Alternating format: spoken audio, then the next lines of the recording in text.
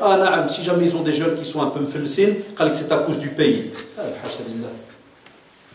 Ça, quand on était jeune, on entendait les gens souvent, par exemple, ça faisait rire parce qu'on était petits.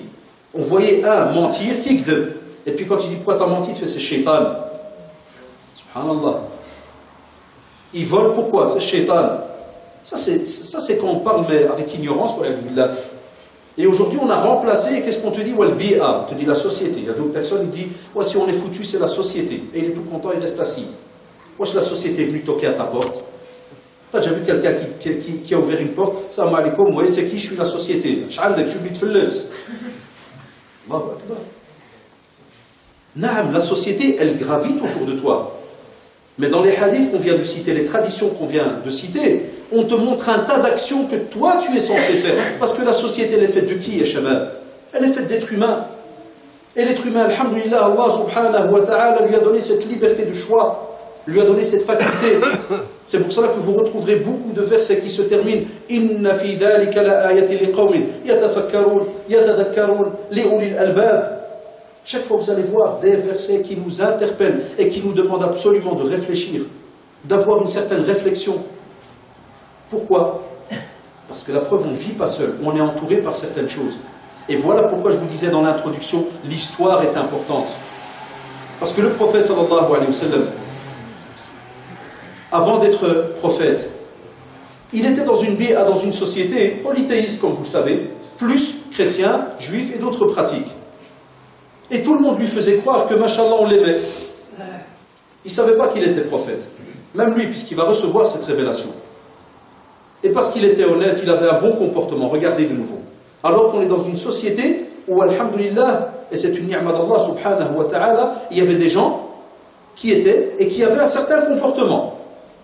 Et qui adoraient Allah subhanahu wa ta'ala, mais d'une manière, comme on va dire, des restes d'adoration. Certains ne savaient même plus pourquoi ils adoraient de cette manière-là. Et on le voit dans le Coran parce qu'ils disent on a trouvé nos parents, nos grands-parents le faire. Et c'est une ni'ma, alhamdulillah, on va voir un être humain, Muhammad sallallahu alayhi wa sallam, qui va grandir dans une communauté très petite. La Mecque n'était pas une mégapole, hein, c'était tout petit. Mais qu'est-ce qu'il va faire, ya Shabab? Il va avoir un comportement exemplaire. Il va avoir un comportement exemplaire. Qui a fait que, subhanallah, même lorsqu'il a dit, voilà, je suis prophète, je suis envoyé par Allah, subhanahu wa ta'ala, les Quraysh et ceux qui n'ont pas voulu, pas tous, puisque certains des Quraysh qui vont entrer, alhamdulillah, c'est une tribu, vous savez, mais certains parmi les polythéistes, les mouchriquins, ils vont l'attaquer. Mais d'autres, qui vont voir cette constance dans la pratique du prophète, sallallahu alayhi wa sallam, dans son comportement, dans sa manière de vivre, qu'est-ce qu'ils vont faire? Ils vont entrer dans l'islam. Est-ce que c'est pas ce qu'on a aujourd'hui avec nos frères et sœurs convertis? C'est parce qu'ils ont vu une constance chez beaucoup de personnes. Et même comme ça, subhanallah, on va aller plus loin. On va avoir des communautés qui vont pratiquer l'islam sans avoir même, entre guillemets, avoir eu un prophète qui est arrivé chez eux, ou bien même, entre guillemets, des grands savants. Prenez le cas comme il est connu chez les historiens, l'Indonésie, l'Asie, Malaisie, jusqu'à arriver en Chine. Les historiens vous disent que beaucoup de ces contrées-là sont entrées par après dans l'islam. Par quoi? Par la guerre? L'épée? Jamais au moins. Que disent les historiens? Par le comportement des commerçants. Ah voilà. Tijara. Ils arrivent, ils font le commerce et ils préviennent. C'est comme si par exemple le gars il va apporter un conteneur, mais il va prévenir, il va dire attention, je ne vous garantis pas que tout est juste à 100%, mais il se peut qu'il y a de la nourriture qui est peut-être pourrie. Donc il disait la vérité comme elle est. Cachez pas les choses. Quelqu'un y part, il prend son bateau, il a remarqué qu'il avait de l'argent en plus, il revient lors de la prochaine vente, et il retourne et il recherche après la personne, il lui remet l'argent. Je te dois ça depuis l'autre voyage. Les Shabab, comment ils sont entrés alors dans l'islam, subhanallah.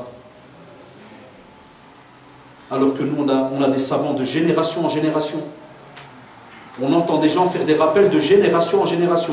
Et d'autres, subhanallah, regardez quel degré de foi. Ça veut dire que la foi, ya Shabab, lorsqu'on prend ces preuves-là, la foi, c'est quelque chose que tu vois même des fois apparaître sur une personne. De quelle manière? Dans sa manière de parler, dans son honnêteté, son éthique, sa morale. Et nous, subhanallah, On a une de ces facilités aujourd'hui, mais incroyable. On a tous les moyens. C'est nous qui ne voulons pas. C'est nous qui ne voulons pas. La preuve, prenez chaque grande ville en général, tu as des instituts pour apprendre la religion. Tu as des mosquées, tu as des cours. Prenez les cours d'arabe. Il y a les jeunes, il y a Shabab. C'est un cauchemar chez nous. Ça, chaque fois que tu mets un enfant à l'école arabe, son rêve c'est quoi? C'est quand est-ce qu'il va quitter l'école arabe? Il attend 15 ans, maximum 16. Il y en a beaucoup ici qui sont passés par là, ça. Il attend 16 ans, il met des chronos même. Dès qu'il a 16, il commence à faire le type qui a des épaules et il arrête l'école arabe. Il commence à te faire chercher à la maison et puis il brosse tanta et puis il est content, il est fier. Quand il dit à ses potes, et alors, l'école arabe, non c'est fini, je suis libéré. Alhamdoulilah. Et il dit même Alhamdoulilah après. C'est vraiment un truc tordu, mais c'est comme ça. Il me dit, tu vas encore à l'école arabe? Tu fais non, Alhamdoulilah, c'est à l'aise. Comment ça à l'aise? Il ne sait pas qu'il vient de se condamner. Vous savez pourquoi? Parce que la formation, toi la foi, elle se forme. Elle se forme d'année en année. Et ce n'est pas pour rien qu'Allah subhanahu wa ta'ala nous a instauré la prière à 10 ans. La preuve, il n'a pas instauré à 7 ans. À 7 ans, il a dit, apprenez-leur la prière. Et imaginez-vous, ya shabab, une des choses qui fait que tu es rattaché à Allah subhanahu wa ta'ala, c'est la prière. Tu n'as pas le choix, c'est une des conditions sine qua non, tu n'as pas le choix, la prière. Eh bien, rien que cette prière qui augmente la foi pendant 3 ans. Vous imaginez comme ça. Pendant 3 ans, ya shabab, 3 ans de formation. Où est-ce que tu vas trouver une formation pareille? Est-ce qu'on fait le calcul? Il y a les parents qui ont des petits-enfants maintenant. Est-ce que tu imagines c'est quoi 3 ans? 3 ans de tarbiya, rien que dans la prière, un seul chapitre. Comment est-ce que nous on a enseigné la prière? Il ne faut pas que les jeunes refassent cette erreur. Beaucoup de jeunes n'ont appris la prière qu'à l'école arabe. Alhamdulillah, là qui ne c'est pas bon. À la base, ça commence d'abord à la maison. On a beaucoup de parents qui ont cru que c'est l'école arabe qui va tout rappeler, qui va tout faire, tout éduquer. Abadan. L'école arabe, c'est une petite aide. La mosquée, elle aide. C'est une hamza aussi. Elle est là, elle fait une petite liaison entre le travail que la mosquée, c'est-à-dire que la famille est censée faire, et son rôle, alhamdulillah, de mosquée qui est de travailler pour la communauté. Donc elle fait ce qu'on appelle une petite liaison. Elle termine, c'est comme avec le dessert. Tu as mangé le plat principal chez toi à la maison, le dessert c'est à la mosquée. Tu termines avec les petites études, en plus on corrige, on voit. Amma, pendant 3 ans, les parents sont censés être présents. Et expliquer pourquoi tu es debout, pourquoi tu te prosternes, pourquoi tu te relèves, à qui parles-tu? Alors on nous dit comment ça se fait que la foi ne fonctionne pas aujourd'hui. Il y a plein de jeunes qui m'envoient des mails, ça ne va pas, j'ai ma foi qui baisse. Des fois je teste, je dis chef frère tu pries? Il dit oui, j'arrête jamais la prière. Et pour taquiner, je dis mais c'est pas possible. C'est impossible. Si tu pries, c'est impossible que tu me dis que ma foi baisse. Et j'ai testé une fois, et j'en ai gardé une preuve, après je l'ai refait plusieurs fois dans les cours, même quand je donne cours de religion à l'école, j'ai demandé aux élèves, explique-moi, une fois je l'ai fait exprès, à des grands même, Wallah, des grands de 5e secondaire. Je leur ai dit, expliquez-moi la prière depuis le takbir jusqu'au taslim. Explique-moi tout. 99%. Et vous savez de quoi je parle les jeunes. 99%, Wallah, mais ils savaient expliquer. Ils connaissaient la prière, avec des erreurs et tout. D'autres pas d'erreurs. Mais quand je dis, explique-moi tout. Fais-moi le tafsir du Fatiha, des doigts qu'il y a dedans, les positions, tout. Tashahhud, explique-le-moi complet. Lève les mains. Alors, Allah, qu'on soit logique. C'est un exemple que je donne souvent. Et testez-le entre vous quand vous voulez comme ça donner une petite leçon à quelqu'un comme ça pour lui apprendre un sujet. Imagine quand tu viens chez ton père, tu le regardes, fais Sama al-Walid, donne-moi 1 euro. Puis ton père il sort 1 euro, il te fait ça, et toi tu laisses les mains en poche, tu le regardes. Qu'est-ce qu'il va faire ton père? Dis-moi, qu'est-ce qu'il va faire? Si c'est un gentil, il va dire Tahbel. de l'eau. Et si c'est un ma'assab, il va dire c'est Allah. Il va le remettre en poche, il ne va rien dire. Reviens demain, mais suivez-moi ce que je raconte. Ce n'est pas une simple blague pour passer du temps, vous allez comprendre direct. Reviens le lendemain, chez le Walid, et refais la même chose qu'hier. Dis-lui, donne-moi 1 euro, et garde les mains en poche. Qu'est-ce qu'il va te faire? À la seconde, tu sais quoi, c'est là. Alors là, ça ou là. Et nous, qu'est-ce qu'on fait dans la prière?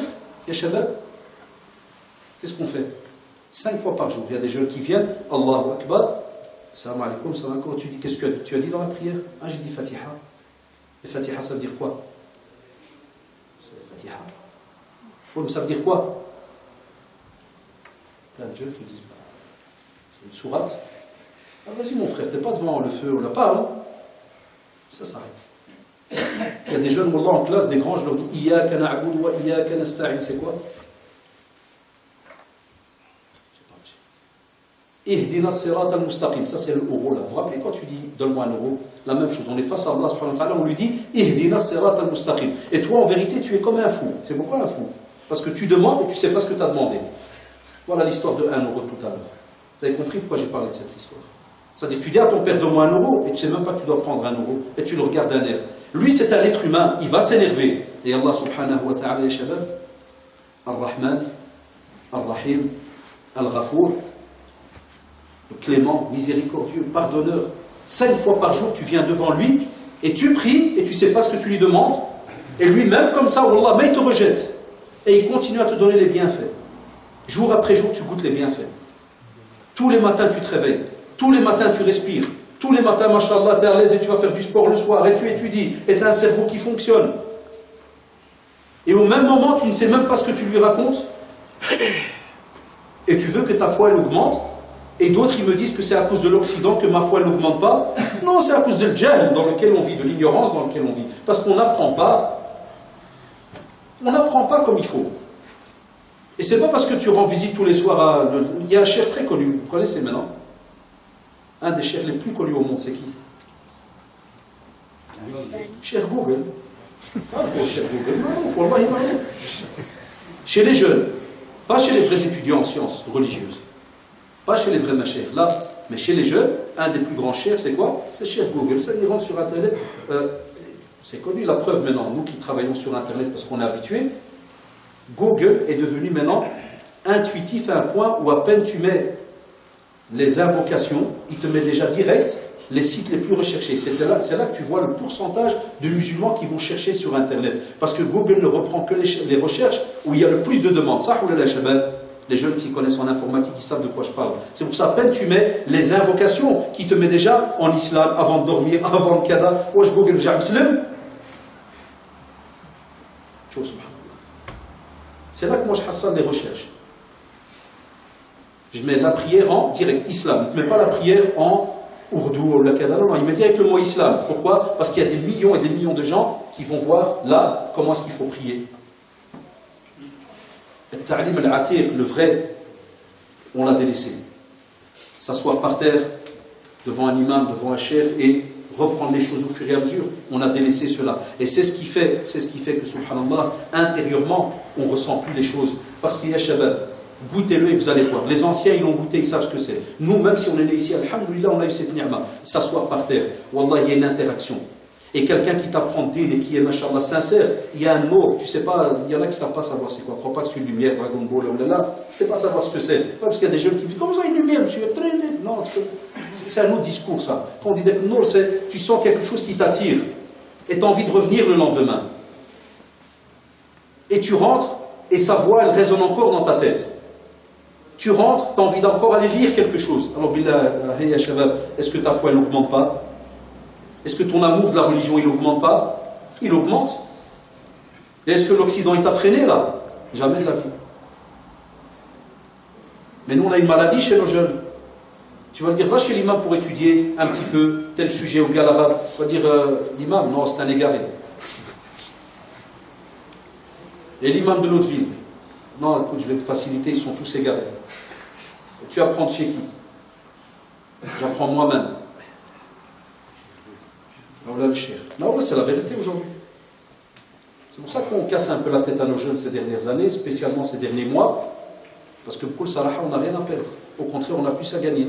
Nos jeunes ont pris un chemin, sincèrement, ils ont pris un chemin qui, wallah, il va les mener des fois à des actes qu'ils vont faire et ils n'imaginent même pas, ils se cassent jour après jour. L'insulte des savants, ça joue dans la foi, et shabab.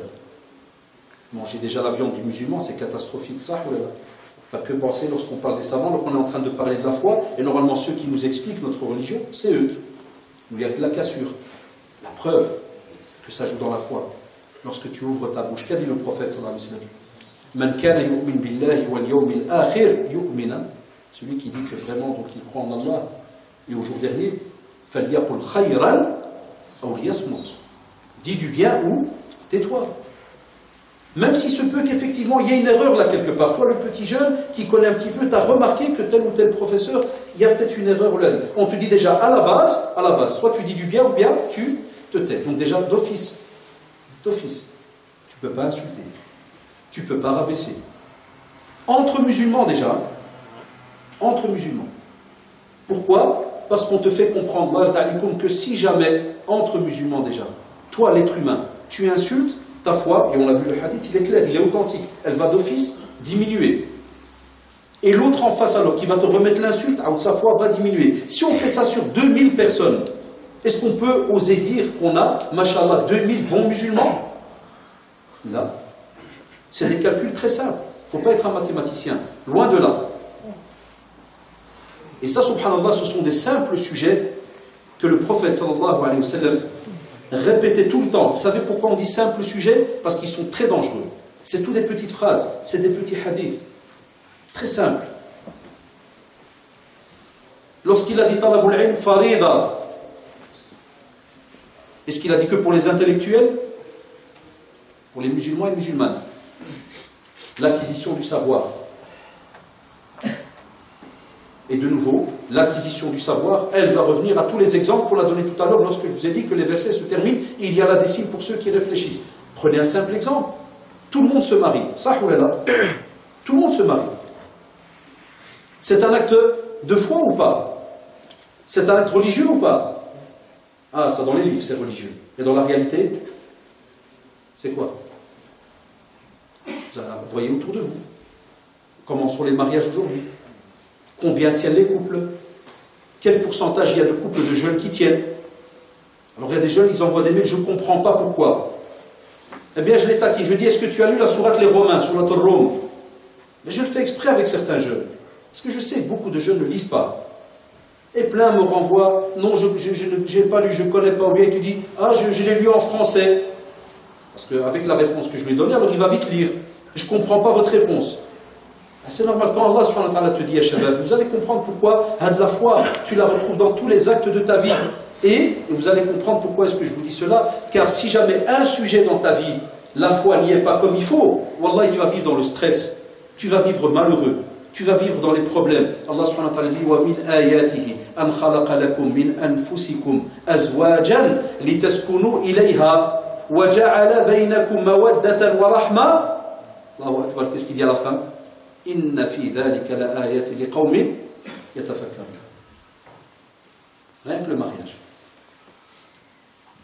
Il te fait toute une introduction pour te dire voilà, ça vient d'Allah subhanahu wa ta'ala. Attention, c'est pas parce que tu as l'être humain, tu as attiré par l'autre, tu crois que tu te lances, c'est fini, au revoir. Là, c'est un acte d'adoration. C'est un signe d'Allah subhanahu wa ta'ala. Et il te parle de la création de l'un, de l'autre, l'homme, la femme. Et il va te dire juste après, attention, vous vivez ensemble, c'est pas pour que l'un il donne des ordres à l'autre, ou bien l'un il casse l'autre, l'un il insulte. Vous voyez de quoi je parle là? Ce qui se passe un peu ces derniers temps. C'est pour ça qu'on se dit, tiens, ça marche pas. Il a vite coupé court. Et qu'est-ce qu'il a dit? Mawadda et rahma. Obligation que l'on retrouve entre vous, la bonté, la clémence, l'amour. Et qu'est-ce qui continue? Parce que c'est vrai, l'être humain peut être étonné par ces mots. Mais Allah subhanahu wa ta'ala te fait un retour en arrière et il te fait comprendre. Tu vois le verset que je viens de te citer? Inna fi dhalika la ayatin. Inna en langue arabe, les shabab. Vous savez, ça veut dire quoi? Ça veut dire c'est sûr et certain. Alors Allah, quand tu entends qu'Allah subhanahu wa ta'ala te dit que sûr et certain, est-ce qu'il y a un doute? Abadan. Eh bien, il te dit, il y a dans les signes, dans ce qu'on vient de vous dire. Vous voyez ce qu'on vient de vous dire là? Il y a des signes. Incroyable. Mais pour qui? Inna fi dhalika la ayatin liqaumin yatafakkarun. Celui qui vraiment réfléchit, qui a une réflexion sincère, il comprendra exactement qu'est-ce que le mariage et il comprendra que c'est un acte religieux, qui a de la foi dedans. Et c'est comme ça dans tous les domaines de ta vie. Même quand tu travailles. Quand le prophète sallallahu alayhi wa sallam, ya shabab, il passe avec les compagnons et il y a cette personne, on vous dit ash'atha aghbar yamuddu yadahu ila as-sama. Quelqu'un subhanallah poussiéreux, hirsute, mrouwan, miskin kada. T'imagines maintenant par exemple, je sais pas moi, s'il y a des gens ici parmi vous qui habitent dans le sud du Maroc près du désert et tout, et tu es là dans ta 4x4 et puis tu passes et tu trouves wahid mrouwan, miskin. الغبرة الشعر ديالو مرون وهو جالس ويدو معلي السماء يلف ses mains au ciel. Toi, t'aurais pitié ou pas? والله 100% توقف وتقول مسكين درويش. Nous, حنا ما كينزلش علينا الوحي. Et vous le savez, alhamdoulilah. Nous, on ne reçoit pas la révélation. Mais le prophète, sallallahu alayhi wa sallam, aussi, il sait qu'est-ce qui se passe derrière. Allah subhanahu wa ta'ala lui a insufflé cela. Et il sait que ce gars-là qui est en train de lever les mains au ciel, il paraît de l'extérieur quelqu'un de pauvre et quelqu'un qui est dans le besoin. Mais l'intérieur, mrouwen, puisqu'il va leur dire aux compagnons d'Allah alayhim que sa nourriture, elle est illicite. Il boit, mange de l'illicite. Ses habits sont illicites. Tout, il passe sa journée dans l'illicite. Comment voulez-vous? Il leur dit, comment voulez-vous qu'Allah subhanahu wa ta'ala réponde à son invocation? De nouveau, c'est encore un autre signe pour nous que la foi, impossible qu'elle va augmenter chez toi, même si que tu vis en Occident, ou bien, wallahi, même si tu vis en face de Kaaba, et tu es quelqu'un qui mange le haram, ou bien quelqu'un qui vit dans le haram, jamais ta foi elle va bouger. Rien à voir avec l'Occident, ni quoi que ce soit. De nouveau, on interpelle l'être humain. On interpelle l'être humain. Et il leur dit, voilà, comment voulez-vous que nous, si jamais on va au travail le matin, et à Shabab, regardez ce que je vous donne, c'est un simple exemple. Et je l'ai vu de mes propres yeux parce que j'ai aussi, et je travaille, et j'ai travaillé, je continue à travailler depuis une vingtaine d'années. J'ai travaillé dans le monde musulman, comme on dit, que ce soit le Merkez, je suis prof maintenant de religion islamique, et avant cela, j'ai travaillé aussi à la STIM. J'étais conducteur de tram quand j'ai terminé mes études, pour différentes raisons, pendant 5 ans. Et je me rappelle, je voyais, tu arrives par exemple au dépôt, et tu as quelqu'un qui est en retard, et tu vas l'entendre, il va te dire, l'autre il va lui dire, hey, comment t'as fait? Je les ai arnaqués. Wallah, tu viens de t'arnaquer toi-même. Tu viens de te massacrer. Un autre chantier, il arrive en retard, il appelle son copain par SMS. Il y a plein de jeunes qui m'envoient ça par mail. Ah, cher frère, je crois que j'ai participé à un vol. Là, des fois, je me dis, qu'est-ce qu'il va me raconter? Et il a raison, qu'est-ce qu'il me dit? Il me dit, mon copain, il m'a envoyé un SMS, il me dit, est-ce que le chef de service, il est là? Regarde. Je lui ai dit, non, il n'est pas là. Ça vient aller, je suis dans le garage en bas. Et il monte vite en cachette par les escaliers de secours, puis il rentre, puis il prend vite le marteau, fait semblant. Tu viens de voler 10 minutes. 10 minutes par jour sur 5 jours, combien de minutes? 50. Sur 10 ans de travail. Et après tu viens, tu me dis, subhanallah mon frère, je sens que ma foi elle ne bouge pas. Subhanallah mon frère, je pense que l'Occident nous a avalés. Je pense que les non-musulmans ils nous freinent. Et je pense, et je pense, et je pense. Et quoi? On est d'abord nous le moteur du changement. Ça commence d'abord par nous-mêmes. Jamais il faut penser que, entre guillemets, le reste qu'il y a autour, Allah subhanahu wa ta'ala nous a prévenus. Par exemple, certains des fois nous disent, ah, parce qu'on vit ici, on a plus d'argent, on est mieux que des fois la pauvreté qu'on a au pays, ou je ne sais quoi, kada. Même ça, Allah subhanahu wa ta'ala